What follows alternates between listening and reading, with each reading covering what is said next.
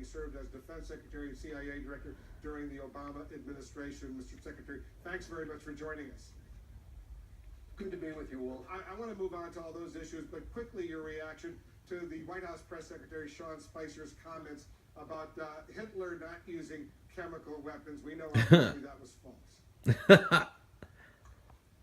Well, it's I think a known danger that you don't compare Hitler to anybody, particularly if you're the White House Press Secretary. When I was Chief of Staff, my guidance to the Press Secretary was just answer the questions and don't embellish. And I think Mr. Spicer has to learn that lesson as well. Nancy Pelosi, the Democratic leader of the House, says he should be fired. What do you think? Well, again, I think he probably needs to have a good talk to make sure that when he does these press briefings, he just sticks to the questions, responds in short sentences, and doesn't embellish. Because when you start getting carried away to try to make a point, you're going to get in trouble, and he's gotten in trouble a number of times. So I just think he needs to discipline himself when he's doing those briefings. But how many mistakes can you make realistically before your boss, the President of the United States, you're speaking for the President, says enough is enough? Well, you know, that's something that obviously the President has to ultimately decide. But, you know, the press secretary is important. He's the one who speaks on behalf of the administration.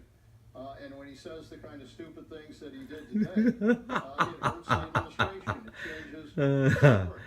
Man. You don't want to change the story. You want to stay focused on what the president did and what he's trying to do in dealing with Russia. That's the story. And this changes it, and that's not good. Mr. Secretary, I want you to stand by.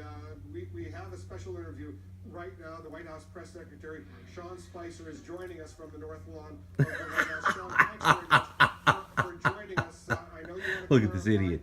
What you said, but why did you even make that comparison to Hitler on gas attacks? As you know, 6 million Jews were killed in the Holocaust, many of them with poison gas. Well, thanks for having me, Wolf. I was obviously trying to make a point about the heinous acts that Assad had made against his own people last week, using chemical weapons and gas. And frankly, I mistakenly used an inappropriate and insensitive reference to the Holocaust, for which, frankly, there is no comparison. And Idiot. For that, I apologize. It was a mistake to do that. And you know, I appreciate Director Panetta's comments and keep this in mind. Yeah, quit saying stupid shit, huh? Idiot. Wow.